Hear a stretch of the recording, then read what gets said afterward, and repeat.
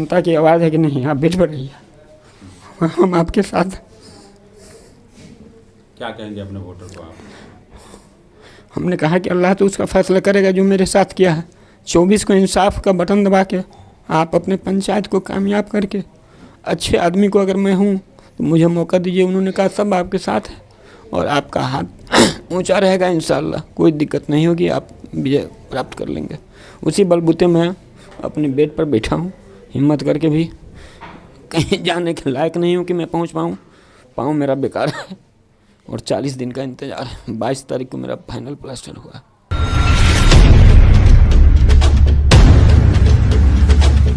मैं अपनी जान पंचायत के नाम कर दिया हूँ। जब तक आतंक और भ्रष्टाचार नहीं रुकेगा हम लड़ाई लड़ते रहेंगे, परिणाम चाहे जो हो। यही बातों के साथ मैं अपना कथन ख़त्म करता हूँ और अपने पंचायतवासी को शुभ संदेश के साथ मैं अपने चुनाव चिन्ह जो होगा उसका नाम बताएंगे, उस पर बटन दबा के 24 तारीख को इंशाल्लाह मुझे कामयाब करेंगे, मुझे आशा है। जकी अमीन साहब हमारे साथ है। आपने जकी अमीन साहब का वीडियो पूरा देखा होगा।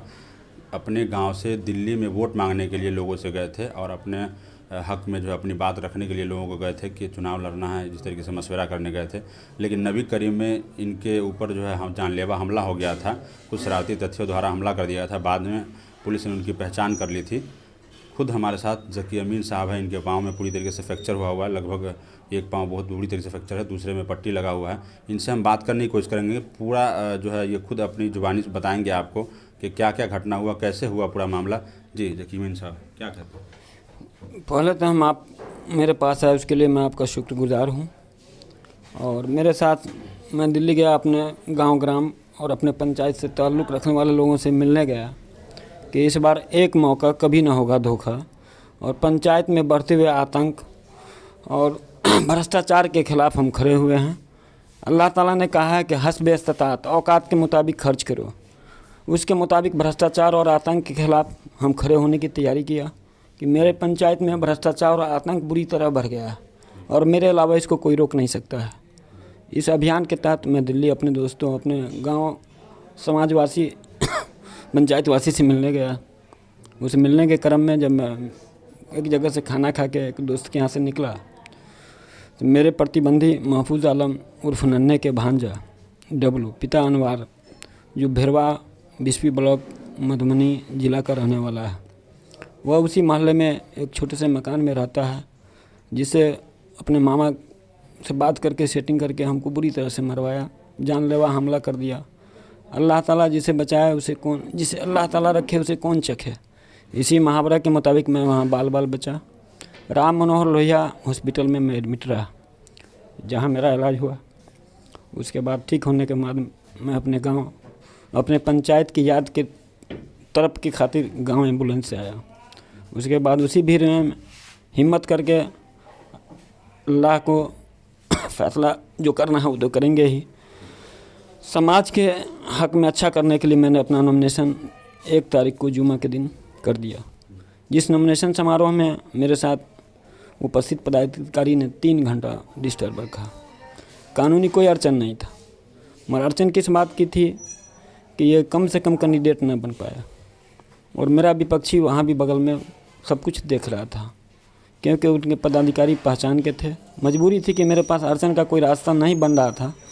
मजबूरी बस मेरे नॉमिनेशन को एक्सेप्ट किया और मैं आज एक प्रत्याशी के रूप में बन गया हूँ। इंशाअल्लाह जनता की दुआ मेरे साथ होगी, मेरी समाज मेरे साथ है और विकास बनाम विनाश करने वाले लोग हैं उसके खिलाफ हैं हम। दिल्ली में जो हादसा हुआ था तो कैसे पता लगा आपको कि कौन लोगों ने हमला किया है, कैसे मतलब पहचान हुई CCTV वगैरह से कैसे? जब मैं हॉस्पिटल में था नबी करीम की पुलिस वहाँ पहुँची। हमसे उन्होंने पूछा कि आपने किसी को पहचाना? हम कहा नहीं, हमने नहीं पहचाना। मेरी तबीयत ख़राब हो रही थी, उन लोगों ने मुझे छोड़ दिया। जब मैं होश में आया तो पुलिस पहुंची। पुलिस ने बयान लिया कि आप बताइए इसमें क्या होना चाहिए। हम कहा हम कुछ नहीं जानते हैं। CCTV कैमरा के फुटेज से जो चेहरा आता है, जिसकी पहचान आप कर सकते हैं, उनको गिरफ्त में ले करके आप कार्रवाई कर सकते हैं।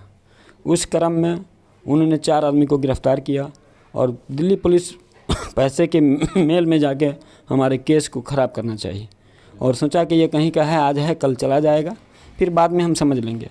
वहाँ हम लोकल थे और मेरी पहचान, वहाँ लोकल नहीं थे, मेरी पहचान उतनी ऊंची नहीं थी, जिस वजह से उन्होंने इग्नोर किया और नॉर्मल दफ़ा में केस एंट्री किया। मगर फिर भी आरोपी को गिरफ़्तार करके पुलिस लाई, उसकी पहचान की गई, जिसमें चारों बिस्पी ब्लॉक मधुबनी ज़िला के रहने वाले हैं और उसमें एक हमारे प्रतिबंधी महफूज आलम नन्हे के अपने भांजा हैं, जो डब्लू नाम से जाना जाता है, जो अनवार का लड़का है।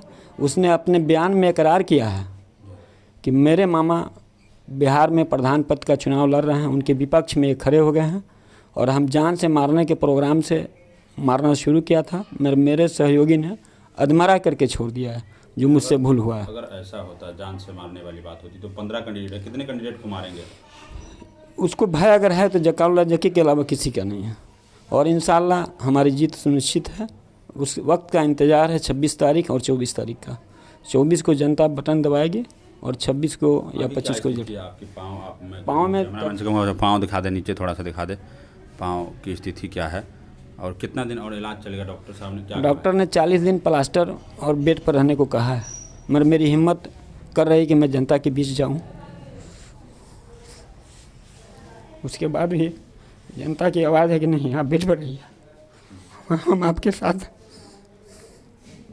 क्या कहेंगे अपने वोटर को आप?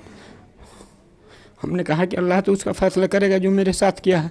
24 को इंसाफ का बटन दबा के आप अपने पंचायत को कामयाब करके अच्छे आदमी को अगर मैं हूँ तो मुझे मौका दीजिए। उन्होंने कहा सब आपके साथ है और आपका हाथ ऊंचा रहेगा, इंशाल्लाह कोई दिक्कत नहीं होगी, आप विजय प्राप्त कर लेंगे। उसी बलबूते मैं अपने बेड पर बैठा हूँ, हिम्मत करके भी कहीं जाने के लायक नहीं हूँ कि मैं पहुँच पाऊँ।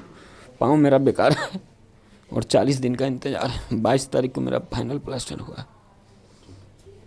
ये मोहम्मद ज़की साहब थे। इनका कहना है कि इस तरीके से हमारे ऊपर जो जानलेवा हमला किया गया, वहाँ पर पुलिस भी दाएं बाएं करने की कोशिश की, लेकिन बाद में प्रॉपर कार्रवाई हुई। पुलिस ने CCTV से घटना की पहचान हुई और आरोपियों की पहचान हो गई, कार्रवाई चल रही है। इनका सीधे अपील है कि भाई जिस तरीके से हमें जान से मारने के लिए हमला किया गया, पंचायत वासियों से इन्होंने अपील किया है, भावुक हो गए हैं कि जनता खुद फैसला करेगी।